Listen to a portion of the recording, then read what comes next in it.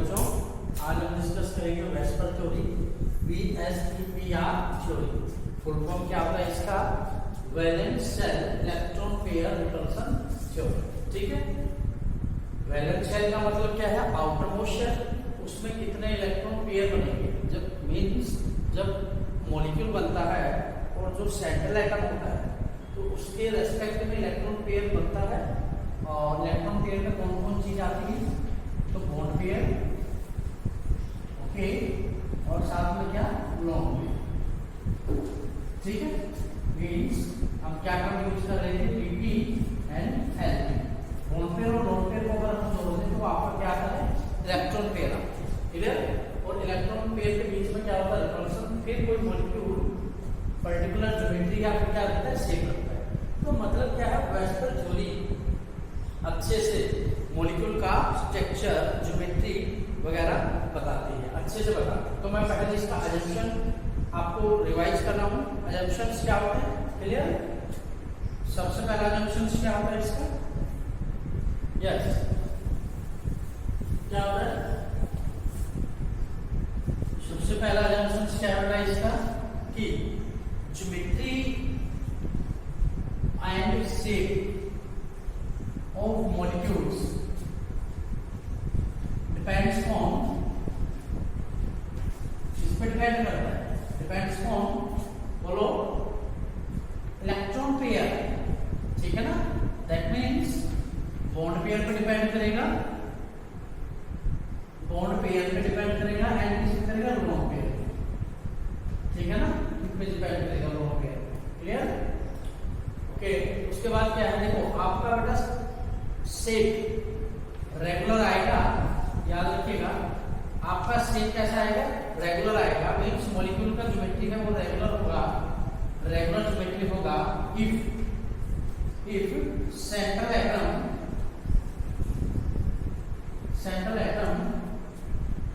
Surrounded only similar atom and have only bond pair. That means उसके पास lone pair क्या हो? Zero. Lone pair क्या हो उसके पास? जीरो। और आपका ज्योमेट्री इरेगुलर कब हो जाएगा? इरेगुलर कब हो जाएगा? कि जब वो सेंट्रल एटम बेटा, central atom bonded two different atoms and have lone, और उसके पास क्या हो? Lone pair. इसके केस में लोन पेयर क्या हो जाता है आपका? जीरो। लोन पेयर क्या हो जाता है? जीरो। क्लियर? ओके, अब क्या है? देखो valence shell electron pair repulsion theory क्या है कि वहां पे इलेक्ट्रॉन पेयर होते हैं। वैलेंस शेल में क्या होते हैं? इलेक्ट्रॉन, मतलब बॉन्ड पेयर भी होता है और साथ में क्या होता है? Lone pair. Clear? Bond pair भी होता है, लोन पेयर भी होता है। नाम क्या कहता है? Valence shell electron pair repulsion. Means electron pair bond pair और लोन पेयर के बीच में क्या होता है? रिपल्सन होता है। बॉन्ड पेयर और लोन पेयर के बीच में क्या होगा? रिपल्सन। और उस रिपल्सन के कारण जो बॉन्ड पेयर और लोन पेयर है, जो बॉन्ड पेयर और लोन पेयर है, स्पेस के अंदर ऐसा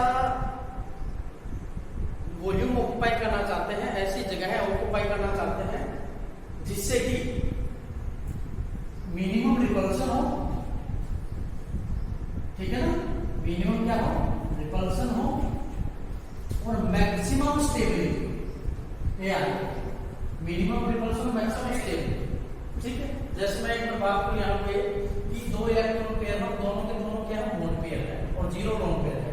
तो पक्का है कैसा? रेगुलर ज्योमेट्री, जैसे मैंने एग्जांपल दिया PECL। ठीक है? ओके, तो ये बॉन्ड पेयर या लोन पेयर जो भी है स्पेस के अंदर ऐसे जगह ऑक्युपाई करते हैं, ऐसा एंगल ऑक्युपाई करते हैं, ऐसा एंगल जनरेट करते हैं कि मिनिमम रिपल्सन रहता है और मैक्सिमम स्टेबिलिटी रहती है। ठीक है ना? तो देखो इसके केस में कितना एंगल बन गया है? 180। और ऐसा इधर 3 इलेक्ट्रॉन पेयर के केस आ जाता है तो उसमें कितना एंगल आ जाता है? 120। ऐसे ही जब 4 इलेक्ट्रॉन पेयर आ जाएगा तो एंगल बदल जाएगा। 5 आ जाता है तो फिर एंगल बदल जाता है। ठीक है ना? तो number of bond electron pairs कितने हैं वो हमें एंगल क्या होगा ये चेक करने में क्या करता है, हेल्प करता है। क्लियर है? ओके, एक चीज और है कि जो रिपल्सन का ऑर्डर है वो ऑर्डर क्या होता है एक्चुअल में, रिपल्सन का जो ऑर्डर है ऑर्डर क्या रहेगा, देखिए टोटल 3 टाइप का रिपल्सन देखने को मिल सकता है, या तो लोन पेयर रिपल्सन, या lone pair bond pair repulsion, या फिर बॉन्ड पेयर रिपल्सन, ठीक है ना। और सबसे ज्यादा रिपल्सन रहते हैं लोन पेयर के अंदर, उससे थोड़ा सा कम किसके अंदर आता है, लोन पेयर बॉन्ड पेयर, और सबसे कम कौन सा रिपल्सन होता है, बॉन्ड पेयर। ये सब रिपल्सन ऑर्डर क्या है, रिपल्सन ऑर्डर। क्लियर है? Repulsion order. ओके, उसके बाद एक पॉइंट को डिस्कस करना चाहूंगा, फिर मैं एग्जांपल शुरू करता हूं उनके, ठीक है। उसको आपको ध्यान से समझना है, वैसे तो थोड़ी आपको समझ आ जाए, ठीक है। जैसे अगर मैं बात करूं, देखो डायटोमिक मॉलिक्यूल्स की, डायटोमिक मॉलिक्यूल्स जैसे एग्जांपल डायटोमिक कौन, हाइड्रोजन हो गया, ऑक्सीजन हो गया, नाइट्रोजन हो गया, क्लोरीन हो गया, HCl हो गया, HBr हो गया, ऐसे डायटोमिक मॉलिक्यूल्स। डायटोमिक मॉलिक्यूल्स मतलब उनके अंदर कितने बॉन्ड रहते हैं, सिंगल बॉन्ड। तो कोई भी ऐसा मॉलिक्यूल जिसके अंदर सिंगल बॉन्ड रहता है वो बेटा एटोमेटिक कैसा रहता है, लीनियर है। एटोमेटिक क्या रहता है, लीनियर, ठीक है ना। चाहे वो सिमिलर एटम से बने चाहे डिफरेंट एटम से बने, ठीक है। लेकिन अगर मैं बात करूं BeCl2, ये तो डायटोमिक तो है नहीं, 1 और 2 इसके 3, ठीक है ना। तो इसका पर्टिकुलर कोई ना कोई क्या होगा, ज्योमेट्री होगा या फिर शेप होगा, उस पर हमें क्या लगाना होगा, वेस्पर थ्योरी लगाना होगा। मतलब कम से कम 3 एटम्स तो होने चाहिए उसके अंदर, ठीक है ना। तो जब ट्राइएटोमिक मॉलिक्यूल्स को याद आता है तो उसके अंदर हमें फाइंड आउट करना होता है सेंट्रल एटम, और ये सब सारी चीजें होती है जो इलेक्ट्रॉन पेयर है, मींस बॉन्ड पेयर है, लोन पेयर है, ये सब किसके रेस्पेक्ट में देखते हैं, सेंट्रल एटम के रेस्पेक्ट।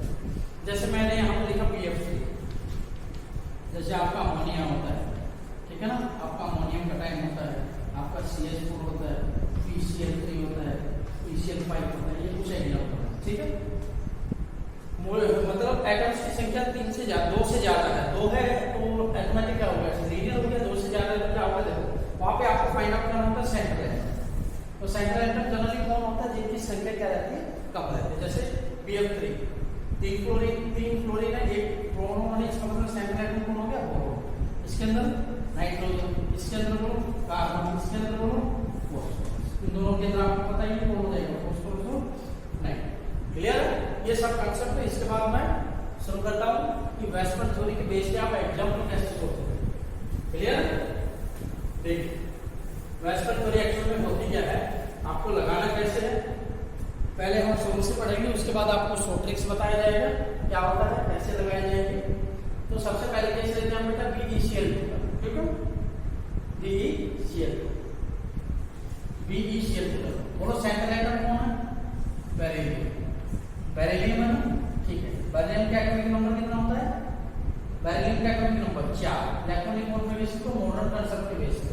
वेस्पर थ्योरी में आपको चाहिएगा इलेक्ट्रॉनिक कॉन्फ़िगरेशन, और किसके बेस पे, मॉडर्न कंसेप्ट मींस ऑर्बिटल के बेस पे आपको आना चाहिए, ये आपको आना चाहिए इलेक्ट्रॉनिक कॉन्फ़िगरेशन।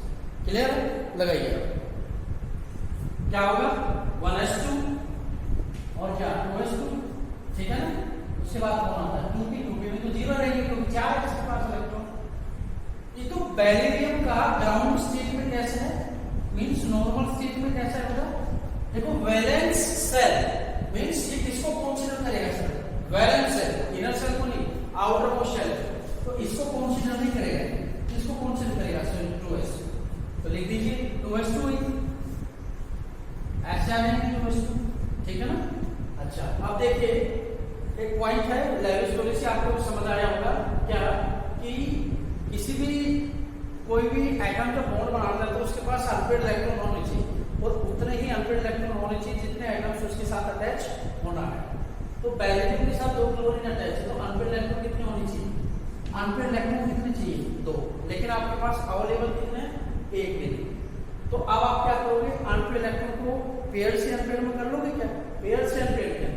थोड़ा ये देखो 2s2 है और उसके बाद आएगा 2p, और 2p में 0 है, एक ही सेल के अंदर 2 सब सेल है और सब सेल का एनर्जी डिफरेंस बहुत कम रहता है, ठीक है ना। तो बेरिलियम एक्साइटेड स्टेज में क्या करेगा, बोलो,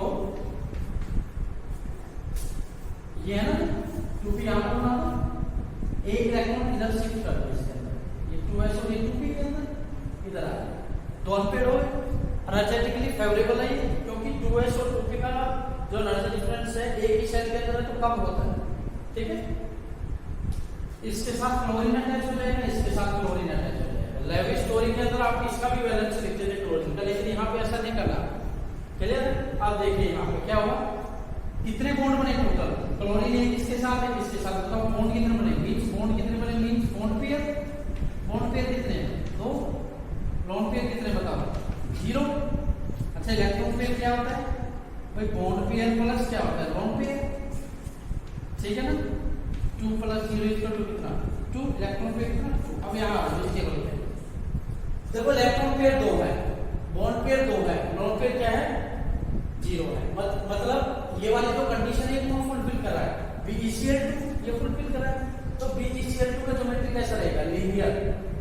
A रिप्रेजेंट कर रहा है, यहाँ पे A रिप्रेजेंट कर रहा है सेंट्रल एटम, और B जो एटम्स इसके साथ अटैच है उसको कर रहा है। अब आपको शेप बनाना है, मतलब बेरिलियम का शेप बताना है, बेरिलियम का शेप बताना है, तो शेप कैसे बताएंगे बताओ, 2 इलेक्ट्रॉन पेयर होते हैं तो ज्योमेट्री क्या आती है, लीनियर। तो आप कहेंगे क्या कि बेरिलियम जो क्लोराइड है उसका जो ज्योमेट्री है वो तो लीनियर है, और शेप क्या है, शेप भी ये रहेगा, सेम एज इट है, तो शेप भी ये रहेगा आपका, ज्योमेट्री एंड शेप दोनों ये रहेगा। अब इसका बनाओ, शेप बनाओ इसका, क्योंकि हमें तो शेप से मतलब है इसका, शेप क्या होगा आपका,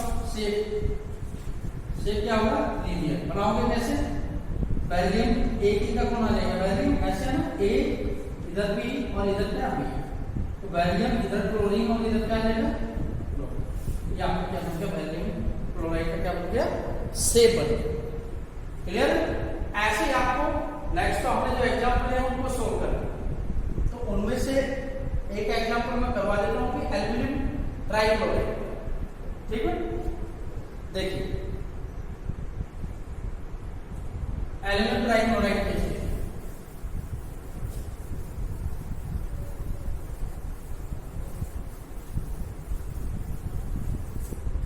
एल्यूमिनियम ट्राइक्लोराइड, ठीक है। देखो सेंट्रल एटम कौन है, एल्यूमिनियम, इलेक्ट्रॉनिक कॉन्फ़िगरेशन क्या होगी, आउटर मोस्ट बता दो, 13 एटॉमिक नंबर होता है, करके देख लो, 3s2 and 3p1 ऐसे बनेगा, क्लियर है ना। तो एल्यूमिनियम का आउटर मोस्ट इलेक्ट्रॉनिक कॉन्फ़िगरेशन यही है, 3s2 3p1 वैलेंसी 3 होता है ना। ग्राउंड स्टेट में क्या होगा एल्यूमिनियम का, 3s2 3p1, ये ऐसे 3s3p, क्लियर है ना, ठीक। अब देखो अनपेड इलेक्ट्रॉन आपको कितने चाहिए, एल्यूमिनियम क्लोराइड को देखते हुए बताओ, 3, लेकिन है आपके पास कितने अवेलेबल, 1, क्या पॉसिबल है, 3 आ जाएंगे आपके पास, हाँ यस आ जाएंगे। इसको क्या करना है, इसको सिर्फ क्या करना है, 3p के अंदर 3s वाले जो पेयर है उसको अनपेड कर देना, इसका मतलब जो AlCl3 है वो एक्साइटेड स्टेट में पड़ेगा, एल्यूमिनियम एक्साइटेड स्टेट में, आपको ऐसे लिखना है, क्लियर है ना। एक यहाँ पे आ जाएगा, एक यहाँ पे आ जाएगा, एक यहाँ पे, क्लियर है, 3s और ये कौन है, देखिए। अब क्लोरीन अटैच कर दो, इसके साथ एक क्लोरीन, इसके साथ एक क्लोरीन, इसके साथ एक, क्लियर है ना। बनाओ इसका बॉन्ड पेयर 3, लोन पेयर 0, कौन सा केस है बताओ, 3 0 या 2 1। इलेक्ट्रॉन पेयर कितने हो गए, इलेक्ट्रॉन पेयर 3, इलेक्ट्रॉन पेयर 3 है, बॉन्ड लोन पेयर 0 है, यही है ना। ट्रायंगुलर प्लेनर ऐसा शेप होगा, बॉन्ड एंगल क्या हो जाएगा 1 1, क्लियर है। तो एल्यूमिनियम सेंट्रल एटम हो गया इसका, एक क्लोरीन इधर आ जाएगा, एक क्लोरीन इधर और एक क्लोरीन इधर, ठीक है। ये मींस ज्योमेट्री और शेप दोनों एक जैसे रहेंगे, क्या नाम रहेगा इसका, ट्रायंगुलर प्लेनर, और बनाओगे कैसे ऐसे, क्लियर है ना।